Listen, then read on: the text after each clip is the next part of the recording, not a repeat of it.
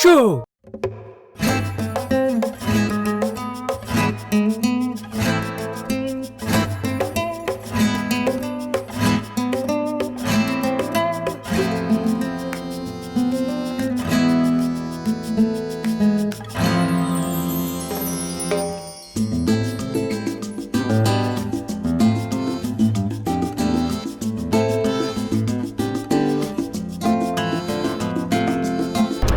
Je suis ici dans la ville de Elvas, que vous pouvez voir écrit ici, très joliment. C'est en fait une ville fortifiée et c'est la demeure de mes grands-parents, actuellement ma grand-mère. Venant ici depuis largement plus de 20 ans, presque chaque année, voire toutes les années, c'est une ville que je connais presque par cœur. Alors bien entendu, à mon niveau, j'y viens surtout pour ma grand-mère, mais au niveau patrimoine culturel, c'est vraiment une ville qui vaut vraiment le détour. Alors, mon plus gros conseil pour cette ville-ci, c'est de surtout ne pas venir pendant le mois d'août. Du moins, si vous pouvez éviter le mois d'août, voire peut-être certaines journées du mois de juillet, c'est pas plus mal. Si vous avez la possibilité de décaler vers le mois de septembre ou vers le mois de juin ou le mois de mai, etc., c'est pas plus mal parce que Elvas se trouve en plein milieu de la région qui s'appelle Alentejo, qui est une des régions les plus chaudes du Portugal. Ici, Elvas se trouve à plus ou moins 10 minutes en voiture de la frontière espagnole. On est vraiment en plein cœur des terres et il fait vraiment très chaud. Je parlais donc du patrimoine culturel d'Elvas. Il y a vraiment beaucoup à voir. La ville en elle-même n'est pas vraiment énorme. C'est une bonne petite ville, mais au niveau de ce qu'il y a à voir, il y a vraiment beaucoup. Que ce soit des trucs à visiter, que ce soit des églises, il y a vraiment beaucoup de choses. Et même simplement se balader dans les rues, c'est déjà un plaisir en soi. Les petites ruelles de châteaux, etc., ça vaut vraiment le détour. D'ailleurs, Elvas a réussi à se relever quand même pas mal d'une situation économique un peu difficile parce que, bien entendu, cette ville-ci n'a pas échappé à la crise économique qu'a connue le Portugal et un peu toute l'Europe, mais effectivement au Portugal beaucoup. Et ici, au niveau d'Elvas, il y a énormément, mais vraiment énormément de commerces qui ont été obligés de fermer. Il y a une rue commerçante dans laquelle je vais vous emmener dans quelques petites secondes qui est une rue avec plein de boutiques l'une à côté des autres. La dernière fois que je suis venu, vers 2014 ou quelque chose comme ça, c'était une rue où il n'y avait presque rien. C'est-à-dire que tous les commerces étaient à remettre, la plupart ont fait faillite, etc. parce que ce n'était plus possible du tout. Maintenant, voilà, doucement mais sûrement, ça commence à se relever un tout petit peu et c'est une très bonne chose. Bon allez, je vous y emmène, ça tombe très bien, je devais de toute façon y passer.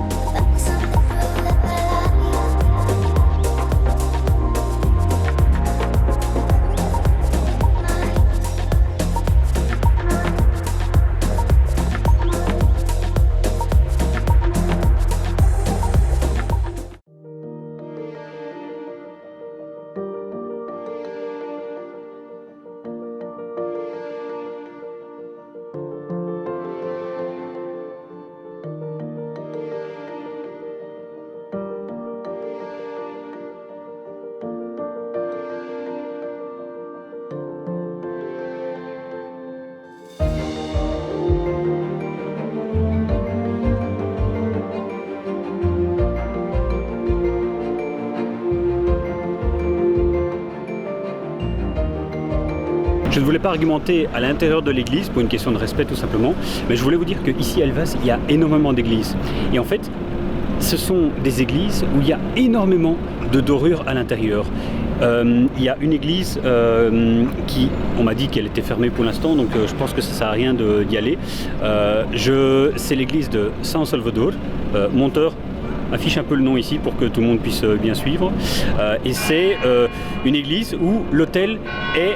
Il y a de la dorure partout en fait. Donc je vais vous mettre une photo prise d'internet pour vous montrer un peu le décor. Mais quand vous arrivez devant ce genre d'hôtel, c'est vraiment très très impressionnant. Et d'ailleurs vous avez un autre type d'exemple dans l'église ici derrière moi.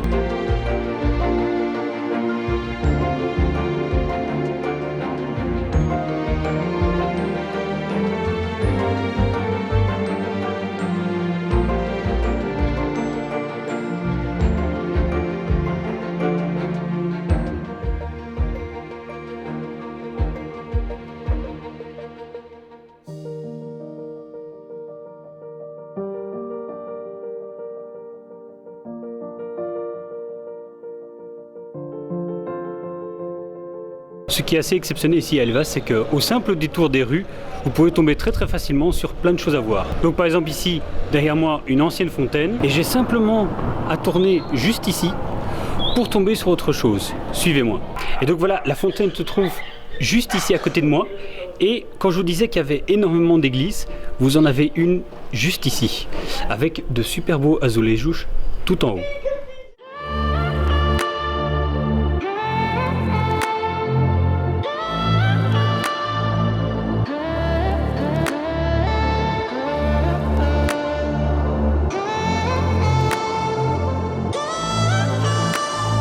Voici la vue à partir de la terrasse de ma grand-mère.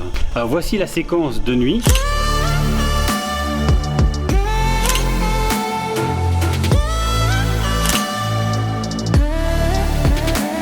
Et voici donc la séquence de jour.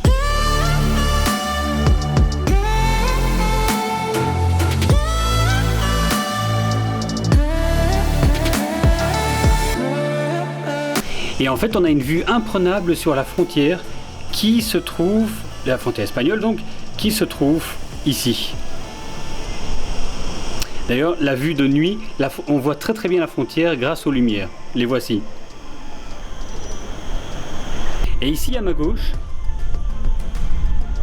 là, voilà, il y a une partie de la muraille qui est encore relativement intacte. Et de nouveau, pour vous parler des nombreuses églises, rien qu'à partir d'ici, je peux vous en montrer déjà plein. Regardez déjà une ici, tac. Et voici une autre ici. Et encore une autre là. À travers les feuilles, vous pouvez en apercevoir une autre là. Et on voit même la pointe de celle que je vous ai montrée tout à l'heure. Celle qui est sur la place principale.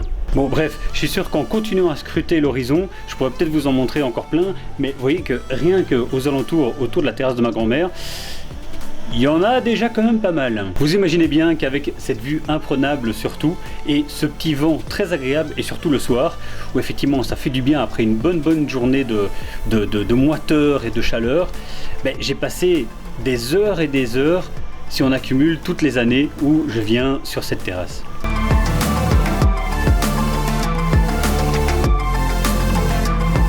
Ciao.